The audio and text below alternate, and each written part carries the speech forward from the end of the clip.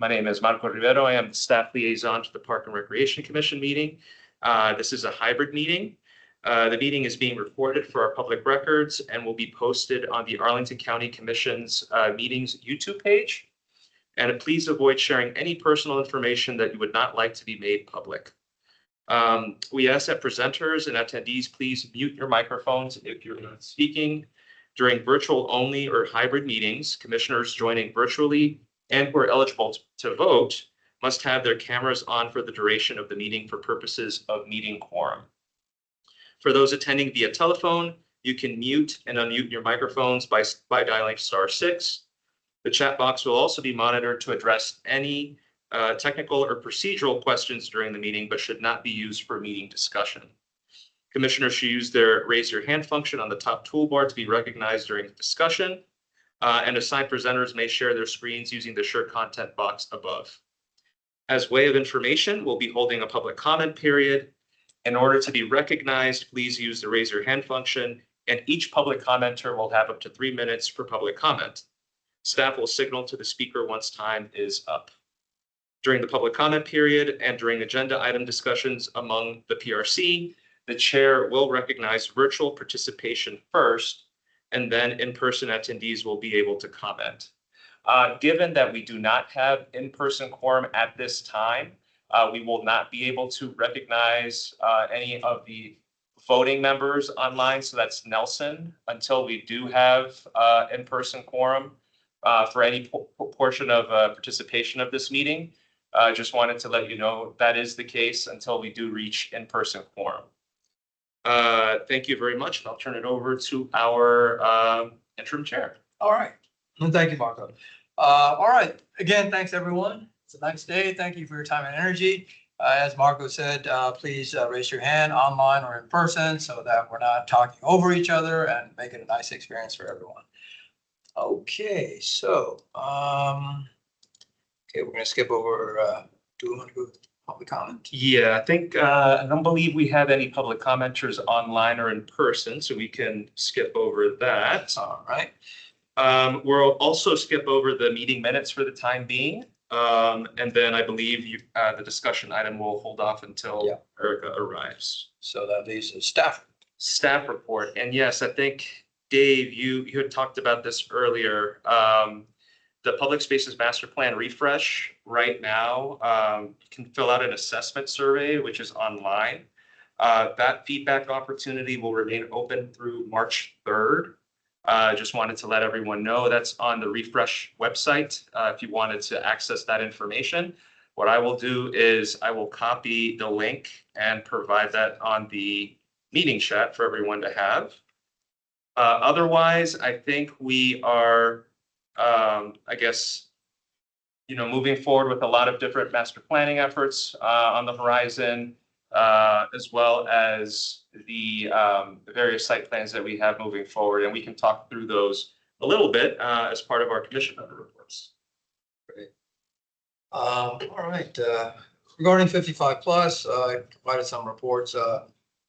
Just want to say something nice about Alliance for Arlington Senior Programs. They are a small nonprofit in Arlington, and they've funded a lot of these classes about data protection and data legacy, etc. So I don't want to misspeak. I think maybe mobile phones, but they're doing a lot. And so maybe we might even want to invite them for, I don't know if we've ever had them to speak here, but I think it'd be good to learn about them. They do a lot with 55 plus. So that's all I want to say about that. Okay. Yeah, we can have, let's see here. If there's any updates, Gerald, anything related to Arlington Public Schools? No, Marco. Okay. One sure. thing about Arlington Schools. Person bragging. Schools have been having some conversations. Mutual Master Natural Center, which is also, and the topic of those conversations is having DPR effectively take over the maintenance of property that's APS land. The thought of having DPR. Hey, come on in. We now have That's quorum. right. The thought is that DPR would be in a position to help naturalize a lot of the property on Arlington Public Schools. That's a great opportunity, really, to expand our natural use in Arlington County. Because there's a lot of unused property on Arlington for Arlington Public Schools. And I'm not referring to any property that's being used for recreational purposes. We're not going to touch that. Of course. But there's a lot of just dead space that's not used for anything. So the thought is, well, let's, kind of convert that to an area that contains lots of native plants and really make it a healthier habitat for our native wildlife. So anyway, we're just beginning our discussions. We're going to actually start touring some of the school properties week after next to see which ones might be good ones to start with in this, experimental project to see whether it's going to make sense for DPR to help take over some of the maintenance of Arlington Public School property. So anyway, I'll let you guys know, and of course, I keep it posted. Thank you, Gary. Any questions for Gary? On topic. All right. So, Erica, thanks for coming, and because we want to go to Region Zero. Yeah. Oh, we can do the minutes, actually. Oh, we can go to the minutes, that's right. Yeah. Okay. We have a motion to approve the minutes. Any objections? Seeing none, they are approved. Next, Vision Zero. Erica, thank you for sending the slides to us, and Marco as well, sending us a link, a lot of information. And so what I asked Erica to do was to point, give us any highlights, for example, anything that specifically relates to park and recreation, Yeah. So and anything else you feel is appropriate. yeah, I figured we could do that. I have a few draft items that I feel like we can talk about, and if anyone wants to make comments, I'll say my ideas. We can have agreements, or whatever. And then if anyone else who has looked it over has anything else that they would want to add on to it, we can do that. And then if anyone has new draft items, because that's also what they're looking for, if there's anything that they missed, we can discuss that.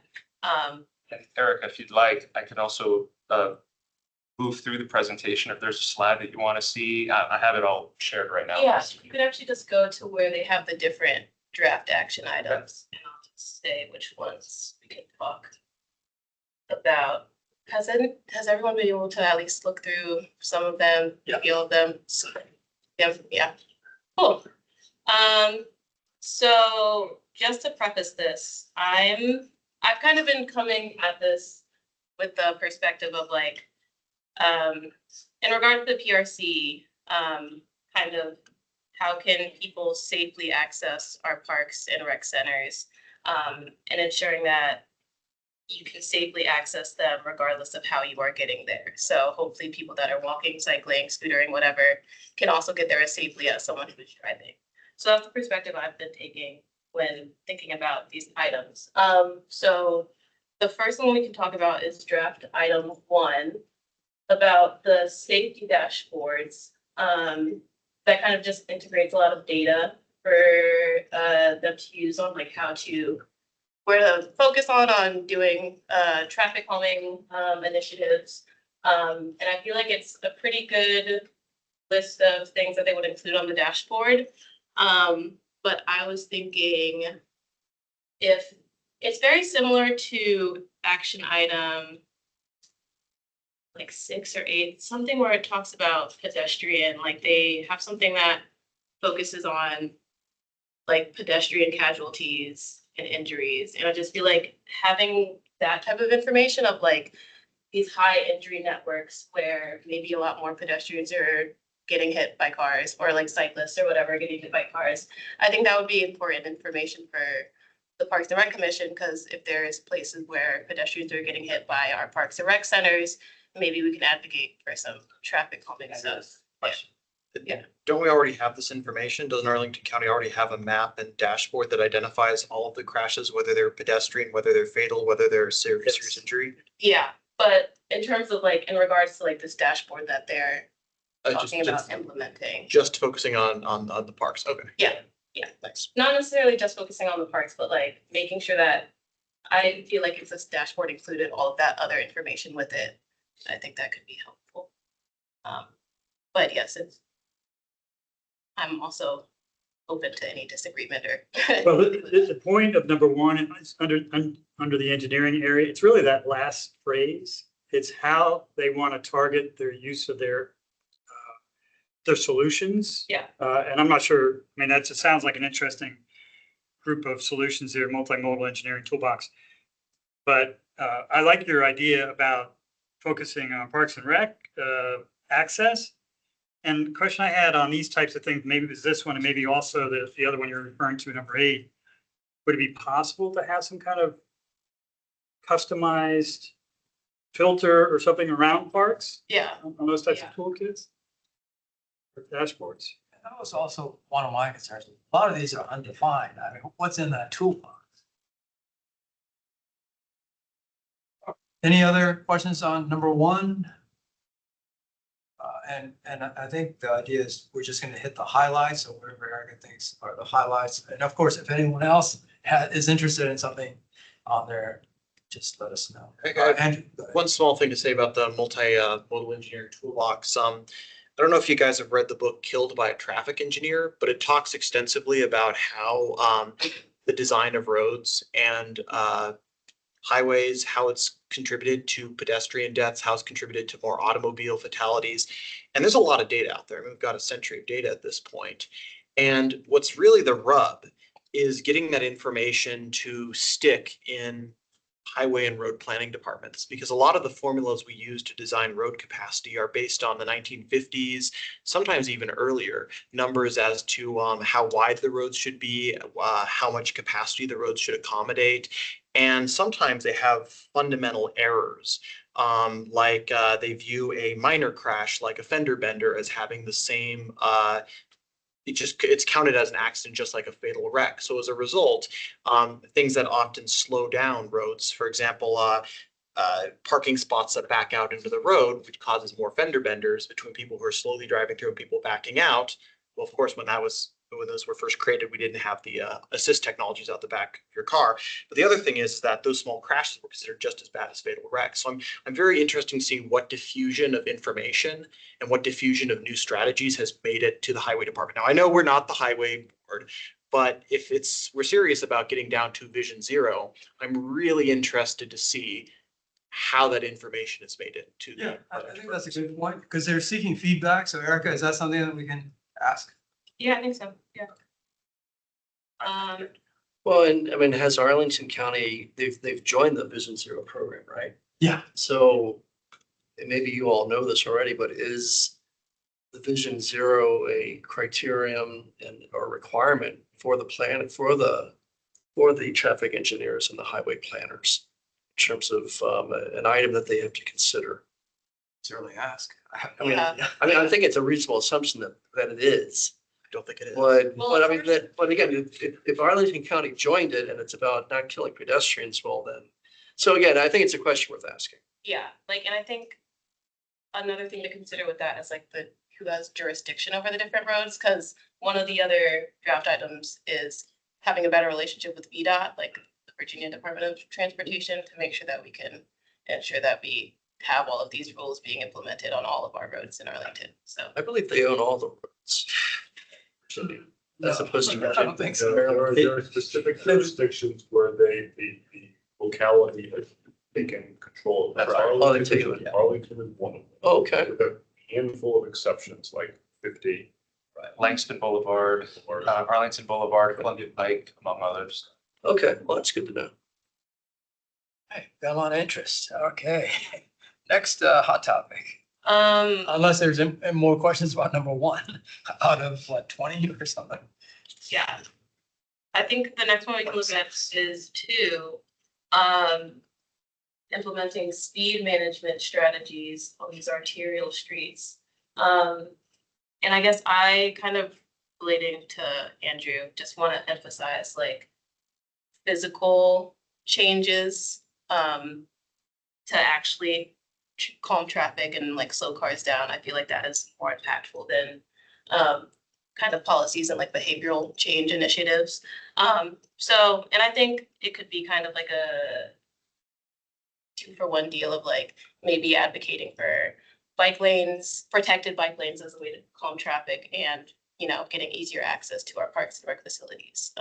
Something like that of just kind of emphasizing like as they are considering these speed management strategies, kind of ensuring that there are a lot of physical changes that can be made, because I feel like that those are the most impactful. Questions or comments on number 2? I have a concern about number 2, but Dave, go ahead. Just, they have a program to do audits on the parts of the network that have high injuries. They call it the high injury network Yeah. audits. And they did one, the most recent one they did was on Quincy, and it goes right by Quincy Boulevard and the other park. Somebody may know it, just south of Boston Hall with the little climbing. Mosaic. Perfect, thank you. So it covered that area there. It's really, really impressive work. There's no specific reference to the park though. So perhaps just as something perhaps we could just inquire about. Is there anything unique about those high injury areas next to parks that would be that are a different remedy or not? I mean, like I said, it was really excellent, and I think that's what they implement these types of strategies here on those arterials. But the ones that go right by the parks, be interesting enough to flag those somehow. Yeah. And like the road that you're talking about, yeah, I'm pretty sure it has a protected bike lane. It does. And like it has like Yeah. nice places for crosswalks and stuff like that. So Well, it's a semi, not really protected bike lane. is it the parking Pretty spaces? easy to defeat. It's the parking spaces and plastic pieces. And that was highlighted, and the next step is, Very well protected.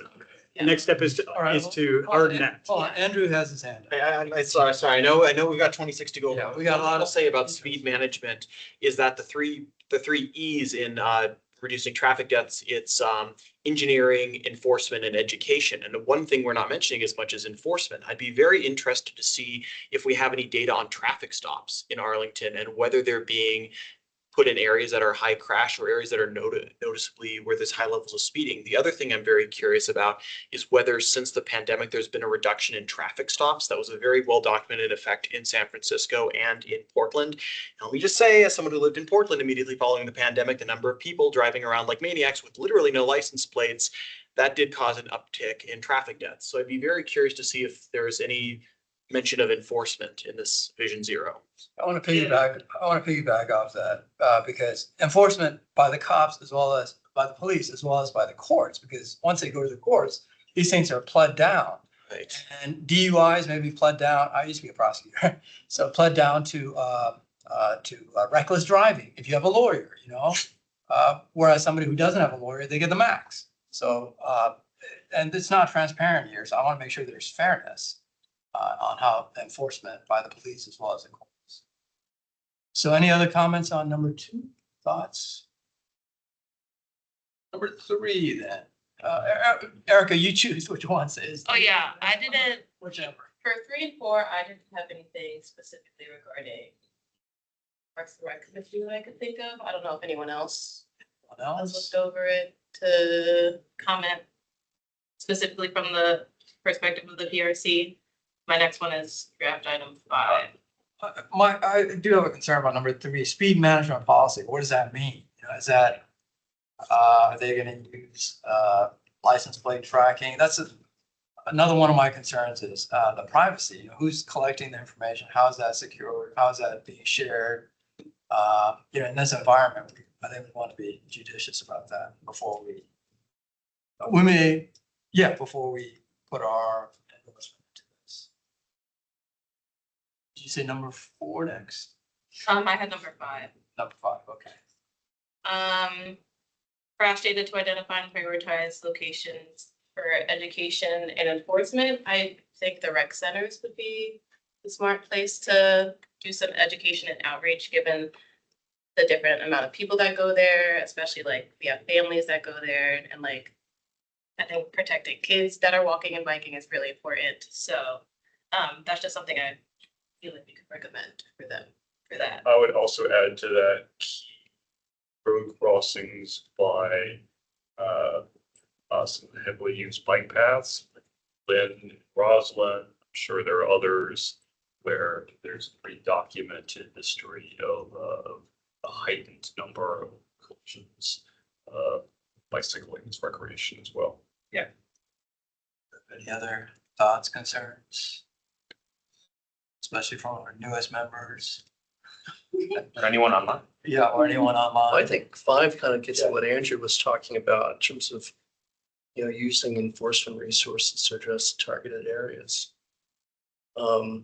It gets back to the first topic, which is, well, how does that relate to parks? And is there any data as to, what was the intent of those that were struck in terms of, how deep did they go in the crash reports? If, in terms of were they going to a park? Were they outside a school bus? I mean, it's so just trying to, I think that's the nexus there in terms of the people that are being injured in the vicinity of the parks, and having that data. But Did you want to add a specific comment or question to the feedback? Because Erica wants to incorporate these if possible. well, I just think it's around parks, in terms of number 5, in terms of, because that's really our scope. As in, in terms of the high risk safety issues in areas. Yeah, that's why I kind of was like, can we get more comprehensive data on these dashboards so that like different organizations can make inferences about how they can advocate for safer streets? Exactly, yeah. Yeah. So, yeah, I think that's important. Anything else? I didn't have anything for draft item 6. My next one was 7. Anyone wanted to comment?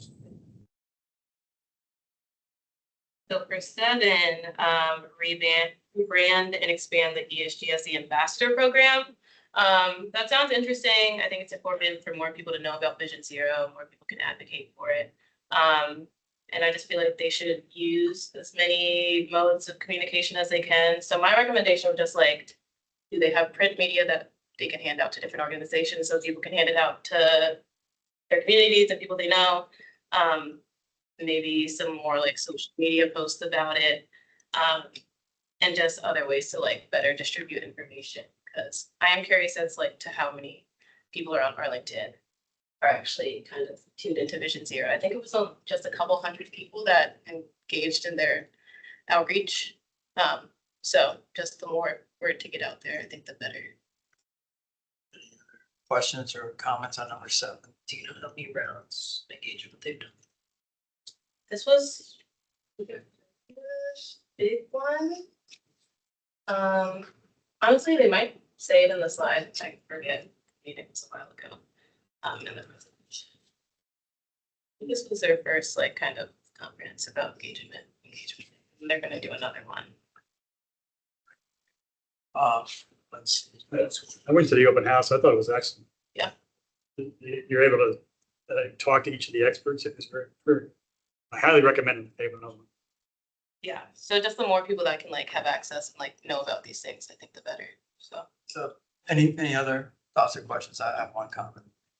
Yeah, so number 7, to me, how much do they want to expand it? How much is it going to cost? I mean, I think we have to be judicious with the county's budget.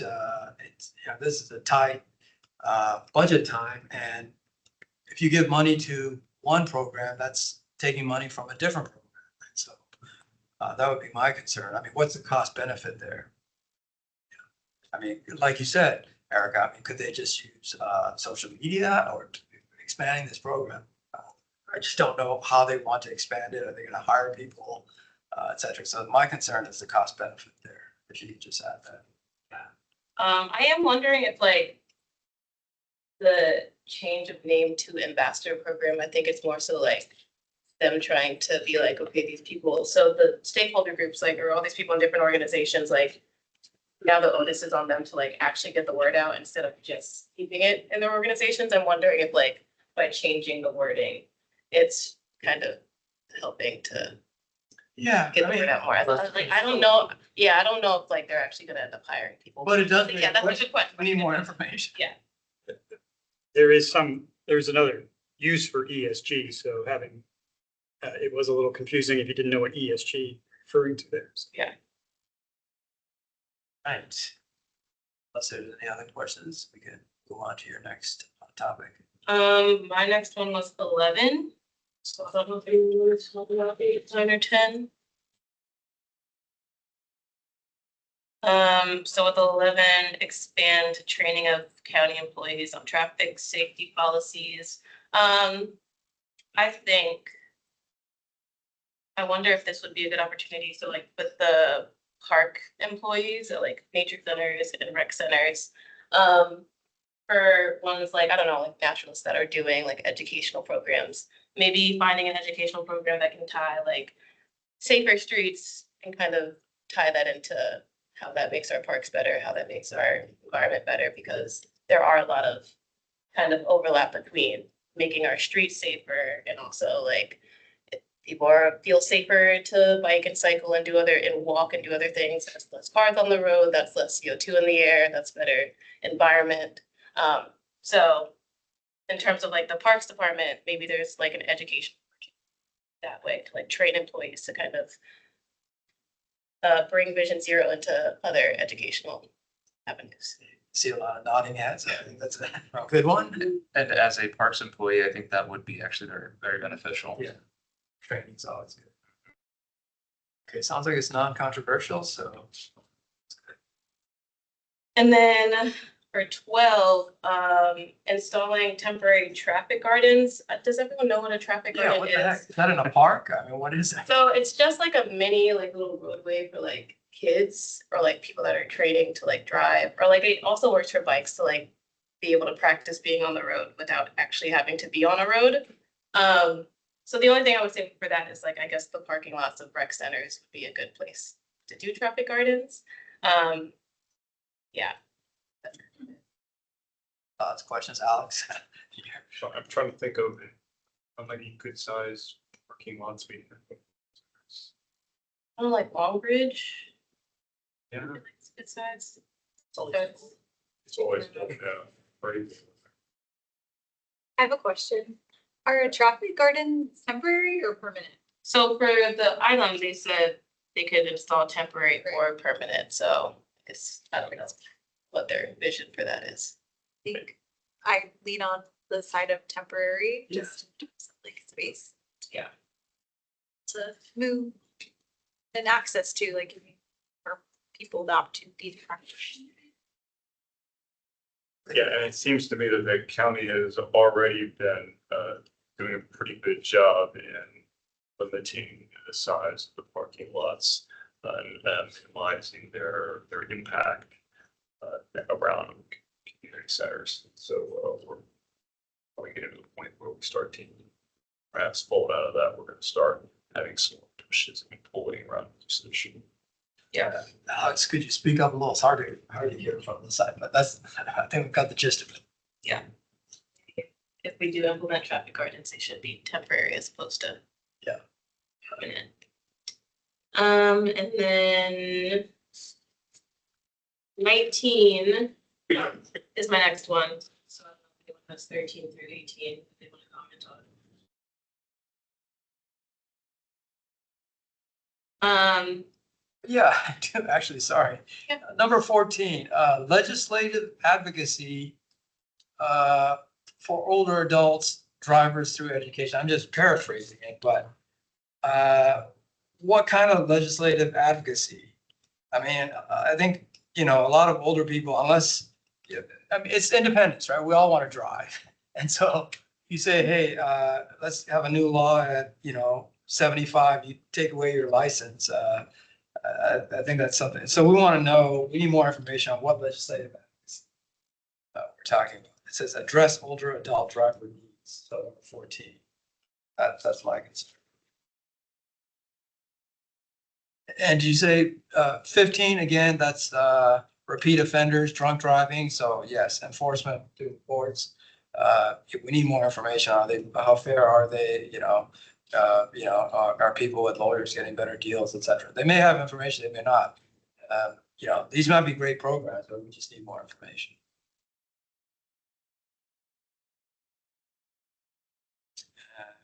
And did you say you were at 18, 19? At 19. Okay. Reestablish a safe routes to school program.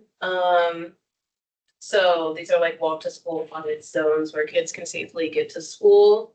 And just like if there's any trails, like park trails that intersect with these routes to schools, I think should be appropriate. I guess I have a bit of a question as to why it was disestablished in the first place, because if I'm not mistaken, Safe Routes to School is a way to get federal money to do improvements. So I'm not quite sure, was there a reason why it was disestablished? Was there a lack of coordination, or was it a deliberate decision at a certain time period? I guess I'm just curious as to why it needed to be reestablished, because it's usually free money on the table. Also have thoughts or questions?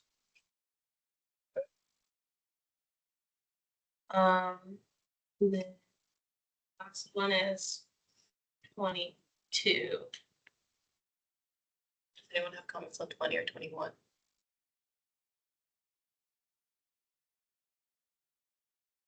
I guess my only comment on 20 would be, it'd be sure nice if any supplement for bike and pedestrian safety was flexi posts aren't enough. We should be willing to have our infrastructure damage vehicles if they veer out of the lane.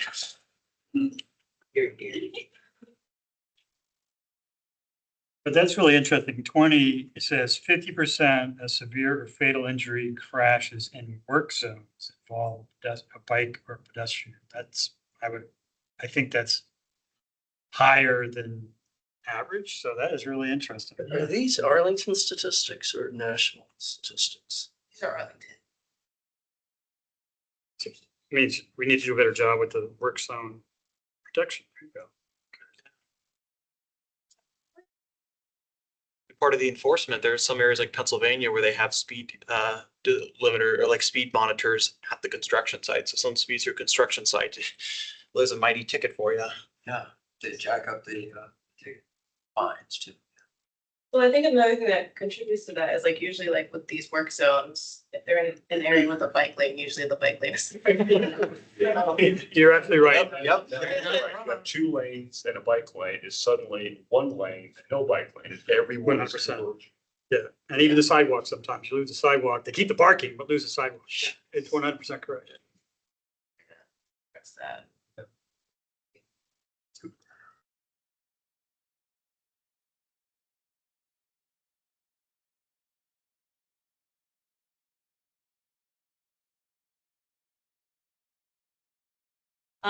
Okay, so for 22, I only added this because it just talks about funding resources for all county departments. So I don't know, like, for example, if we're talking about adding an educational addition to some of our parks that feature Vision Zero, is that something that would need more funding?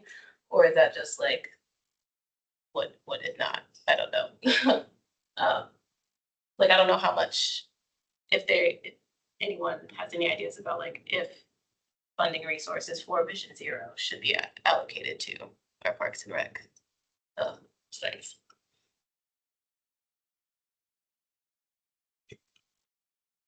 Comments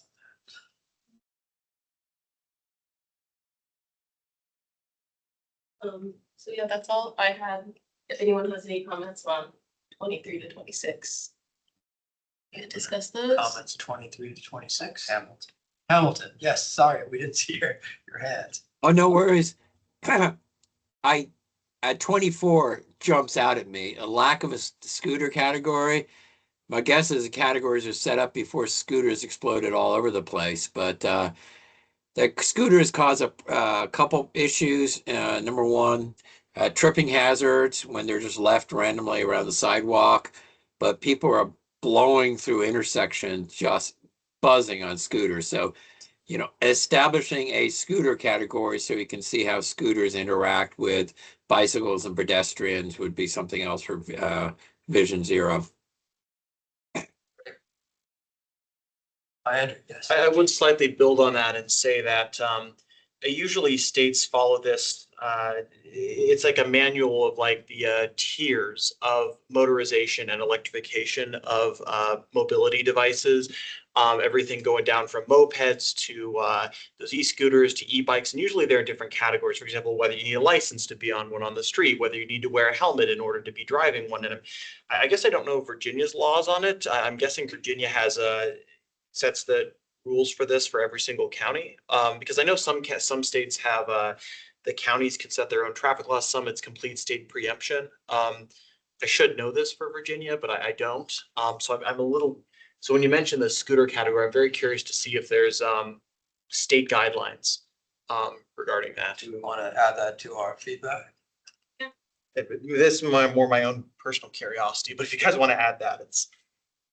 Yeah, and you do raise a good thing. E-bikes is another category because many of them are electric motorcycles.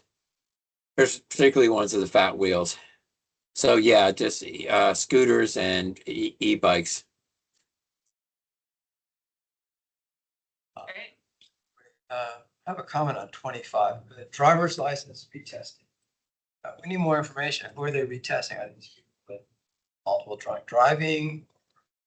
You know, nobody wants to take another DMV test unless they need to. Some people need to. Right. So it may be a great idea. We just have no idea what this is about. So, It's interesting, in the same area in 25, I'm sorry, they coined anti-super speeder. Never heard that. Super speeder. Oh, they're the people who are getting thousands of dollars in fees and just keep blowing through again and again and again. It doesn't matter how many fines you get. There's been some statistic of like the top 20 speeders in DC had like combined tens of thousands of dollars of parking tickets. They just keep doing it. There's a class of them and they should not be driving. There was a lack of enforcement across the system to address that.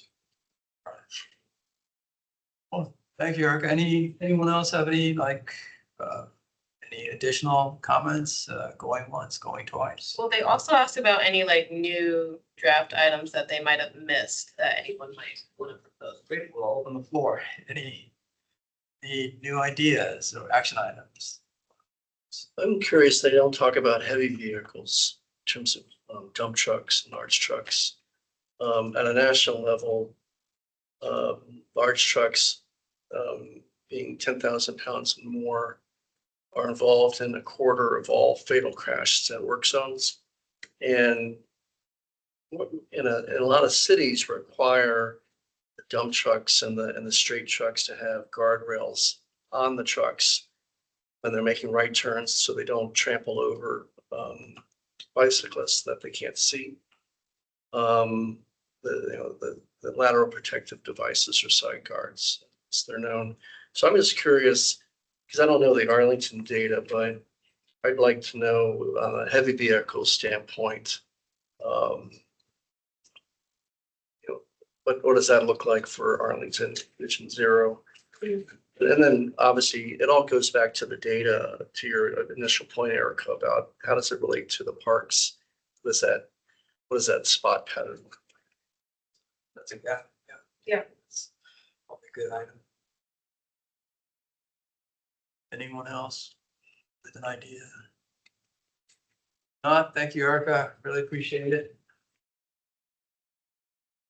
Is this a one-time deal or they're gonna come back for more? We have another stakeholder meeting soon in the future. Erica, can you send that to me as well? I'd like to go to that next one, just to listen in. I don't know how, yeah, I can send it. They're online as well. Right? Yeah. And I think if you go to the Vision Zero page, they have the Okay. information about. Super. Right. Okay, unless we have anything else on that, we do the staff report already? Yes, we did. Okay. I think we can continue on Member with reports. the member reports. Yeah, if there's any other I think, additions to those. yeah, we had Gerald, and Bill Thomas. Oh, I Go can ahead. actually provide an update on that. So I provided an email to the commission, I think it was yesterday or maybe the day before, on the current nomination process for that. I think it'll be open until March 2nd for any, people or groups that you would like to nominate, please forward that information accordingly as well. Carly and Dave will be our PRC reps for the Selection Advisory Committee this year. We'll likely have another DPR staff representative and potentially another rep within that committee. And then all of that information will be collected, analyzed by the Selection Advisory Committee. And then by April would be when we would, or I guess when the commission would take action on the potential nominee. Great. Any questions on that topic? I remember last year, the nominees kind of coordinated. That's right. Yeah, so we'll provide more information once we have that. All right, Crystal and Pentagon Cities Council. I don't know if there's anything on that, Gary. Nope. Great. And Adam, did Adam send something about the Drew Park? No, but I can provide an update on that. We're still planning for our second engagement later on this spring for that master planning effort. Alex, Forestry and Natural Resources. You got a lot of items there. Yes. Okay, any questions? I don't have any. Anything else to add? Okay. Great report. Okay, Very yeah, detailed. a lot of info. Tree slicing. All right, we see Gateway Park, Gulf Branch. Anything you want to share, Gary, on your side? No change. Okay. I'll just read off the items and just pipe up if you have, if you're the POC and you have an update. Metro Market Square. I can provide an update on that too. Please. So again, alongside Drew Park, we're also planning for another engagement later on this spring for that one to review the options that would be available for the redesign of that space, or the design of that space actually. So more information to come. Hopefully we'll be able to have that launch again during the spring period. All I'm gonna say is that we actually, the polling station for Crystal City is right next to that, and I hadn't realized that at first, but might be something to look at regarding the design. Is it really easy to get it to the I believe it is the north side of the park specifically, because that's where the polling station is. Okay. Just something to throw in. Yeah, thank you. Good point. Natural Resources Joint Advisory Group. Our meeting is on the 2nd of March. Or second. You could have something. Pierce. Thank you, Gary. Pedestrian Advisory Committee, Dave. There's a little report there, but just want to invite anybody who might be interested. They are also looking for additional members in that group as well. Pass it on to your friends, anybody that's interested by Vision Zero, that type of things. But snow has been on their on the agenda there for that group, and as well as the transportation plan, the Vision Zero plan. So lots of homework as well. Do you have any questions for the PAC, Dave? Are they looking for more PRC people or people to be on their actual thing? Just general members, yeah. Yeah, 'cause I think I might be interested in doing that, but I'll check with you. Right. Good recruiting. Public Spaces Master Plan. I think John, and Marcus already nicely put in. Anything to take note of? Nope. Public Facilities Review Committee. I don't believe there are any active public facility projects that are in the pipeline right now, so forward to this. All right. Next we're at the SPRCs and Adam's not here, so we're gonna skip over Dominion Arms. And looks like for former Key Bridge Marriott, we have members named here, Dave and Melissa. The first, I believe, special GLUP study LRPC meeting will be in March, if I'm not mistaken. Okay. Next is Air and Space Force. They've not had meetings yet, but hopefully have a walking tour of the site. In Roslyn. Was passed by the county board last meeting, so that is a finalized site plan. They, Strike that for the future. so that was the one that the area plan had guided towards a significant private open space. The applicant found that infeasible, and the county board has, with the blessing of the area, of the neighborhood, has approved the site plan without the large open space. Alexan, that's Jill's, but I covered the first meeting for her. There was a little confusion about the tree canopy, but Bethany is gonna give us an update. So that's good. And there is a fitness center, et cetera, so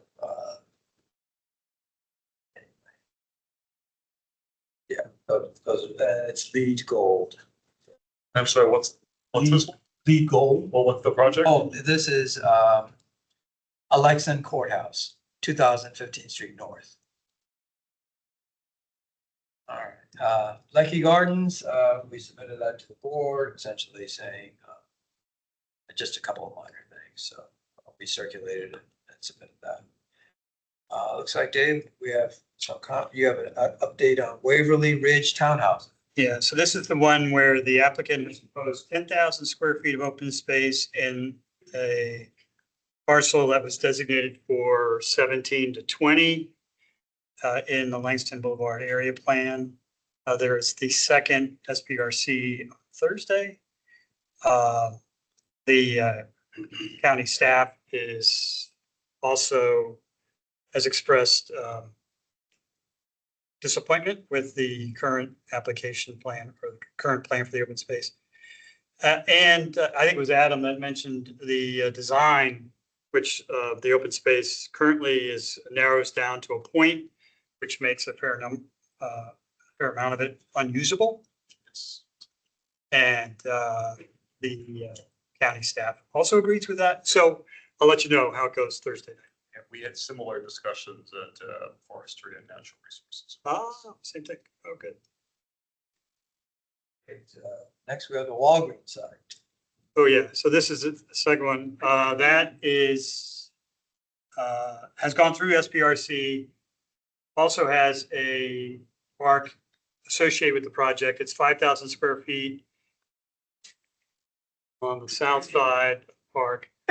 And the county staff are still working with the applicant to refine the design. So the draft letter, I did circulate it. If you have any comments, please let me know. We've got some time. It will not go to the board for some weeks. So once we find out more, I'll send it back out again if we have to. Arlington Comprehensive Plan Update. PSMT, which is a subpart of that, obviously, got some things going on, but nothing's going on. Expected other plans. Okay, thank you. And Adam said something about the Sports Commission. Yeah, I'm Oh, not sure if maybe okay. Hamilton can speak Yeah, a little bit to yeah. that. Yeah, the Ports Commission, basically, we followed up on how to deal with natural grass fields and try to protect them more. The basic problem is the county is using natural gas fields about twice as many hours as they really can handle. And that's because we are about some of the northern limits of Bermuda grass. Bermuda grass only really grows very well 80, 90 degree temperatures. So we get that during the summer, but it doesn't grow very much during the spring and winter. So when you get damage it a bit. By the way, the advantage of Bermuda grass is it doesn't just go straight up. It grows side to side, so it can fill in patches much better than other types of grass. The other thing we're looking for is trying to look at more data on the usage rates of all the county fitness facilities and so on to get a better handle on what how people are using and how many people are using the different fitness facilities around the county. So that's the other thing. And yeah, the net zero does connect because we do want people to be able to bike around and walk around our neighborhoods and stay healthy without getting killed, that would be a good idea. So that's like, Thank you, Hamilton. Any questions for Hamilton on Sports Commission? Just a quick one, Hampton, and I don't know if you would have a sense of this, but does the Sports Commission have a view with respect to the health of our athletic fields in the county, whether they feel that the Sports Commission feels that they're in bad shape generally or pretty good shape generally? Sort of what is their view on that topic? well, the county staff does a really good job at keeping up the fields that we have. We just don't have that many fields given the population. The population is increasing. The square footage of Arlington is not increasing.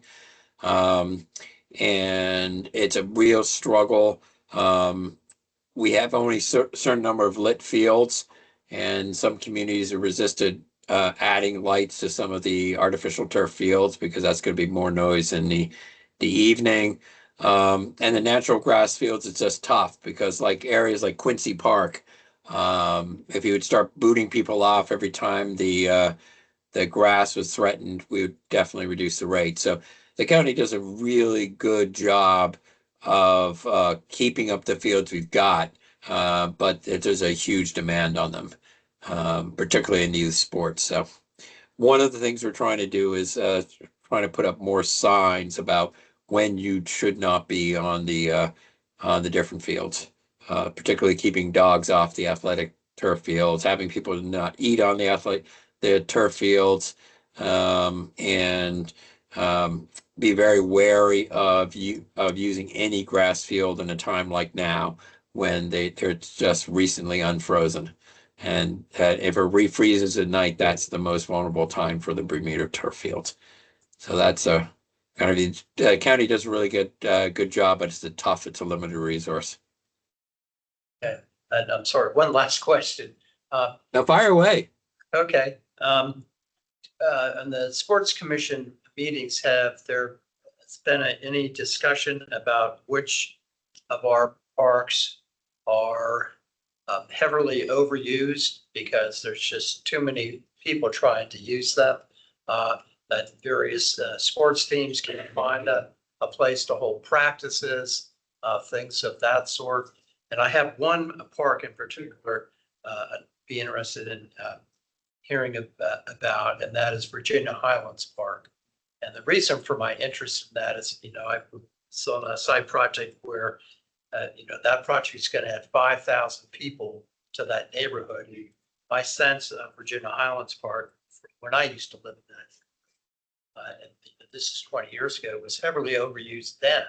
And I'm sure it's even worse now. But anyway, has there been any assessment of which parks are really severely overused, or is that not really that much of a concern? It is a concern. Virginia Highlands definitely has overuse. Quincy, the Central Library fields there are heavily overused. That's why, we're very interested in Kenmore and putting the turf fields down on Kenmore. And let's see what other fields are heavily overused. And that's why looking at the turf fields and trying to get a good balance of turf that can be maintained for a long time without being too hot. Because one of the other things we're facing right now in climate change is the old AstroTurf turf fields are blazing hot. They're normally like 20, 30 degrees hotter than the day is. And with the kind of the 100-degree days we're having now more commonly in the summer, that means we can't use a lot of the fields. So they're looking at new types of more like wood chips and so on, not really wood chips, particular type of chips that don't get as hot. So that's the other area we're looking at, artificial turf fields that aren't coconut shells, that's what they're made out of, that aren't so blazing hot during the summer. Okay, thank you. Thank you. All right. Next, any other questions on Sports Commission? 3 urban parks master planning project. Transportation plan advisory, Daniel. Any, got a long update, but any? Yeah, just so staff's finished up with their third phase of public engagement on this project. That was basically just socializing the policies that they're gonna use to basically inform the larger transportation plan updates. So I'll socialize a list of those policies to the group. Basically, they want each commission to come up with strategies to inform those policies. So the policies are kind of like, you know, what do we need to do to get to this point? But the strategies are like actionable steps for those policies. So I'll send that list out to the group and we can get some input there. Great, thank you. Any questions for Daniel? Got more of a general procedural question, because I'm just so new, is when folks are saying they're sending them out for review, is that just emailed to us, or is there a website that it goes to that we Yeah, log on to? It could be sent to the PRC listserv email. And that would be the way that we would be able to distribute all that material, or even a link to a website if there is one. Yeah, and you just have to reply directly to me. You can't like reply all or like carry. Exactly. Oh, but so in this example, I should be expecting to get an email from. Yeah. Daniel. Exactly. Okay, great, yeah. One quick question on that. Who is on that list? So the listserv, basically everyone that's around this table, all the members of the Park and Rec Commission, myself, and then I'm not sure who else from staff, maybe Scott McFarland, but I think that might be it. Are the non-voting members like Hamilton? And other- They're all in there. They're all listed. Questions, concerns? All right, transportation, hot topic, okay. I think we did the Vision Zero. All right, other business, is that our next item? Yes, I think, Dave, we did talk about the Walgreens site plan. Yeah, I think so. We have Okay, comments are open. If you have any comments, and I'll come back to you as soon as we learn some more. great. I can actually speak on the next item, preparation for the joint sports commission and park and rec commission meeting. So very similar to how we had it last year, we'll have the joint meeting proposed for Thursday, March 26th. We'll be meeting at LeBaron Community Center within the large joint conference room that they have there. Very much like last year, we'll have a large, joint group presentation about the fiscal year 2027 budget. Staff will also present its organizational chart, just so that folks are aware of how everything is organized. And then there will also be opportunities for small group discussion and further discussion on the budget. So we're asking, even though it is a hybrid meeting, there will be, a virtual option for folks to log in, because we do have these in-person activities as a large group, and within these small groups, we're asking that our, commission members, both from the PRC and Sports Commission, attend in person for all of those items. So more information on that. We'll be coordinating not only with Jill, but also with the chair of the Sports Commission to discuss the details of this meeting further. Another thing to just keep in mind is very much, similar to last year, we'll be meeting at 6:30 as opposed to 7 p.m. At the community center. I'm probably, having that first part of the presentation with DPR leadership, and then continuing on the second half with the small group discussion on the budget and potentially another item. So more information to come once we plan it further within the next few weeks. Thank you. All right, I think we've run through everything. We're not asking for new topics, are we? No. All right, because we have to get to know this. All right, thank you all very much. Much appreciated, and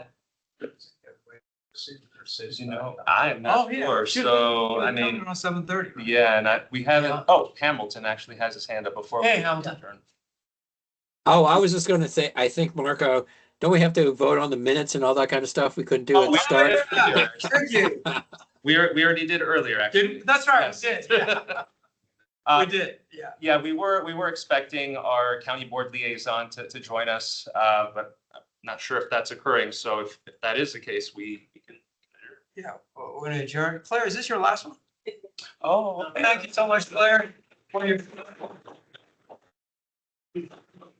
been a great colleague, and hope you visit us or consider joining us again. What a pleasure to meet all of you and work with you. And I feel like I've just learned so much from each and every one of you. Grateful for the experience. Super. Thank you, Thank Claire. you so much. All right, everyone, we're adjourned, and thank you so much for coming today. All right, thank you, everyone.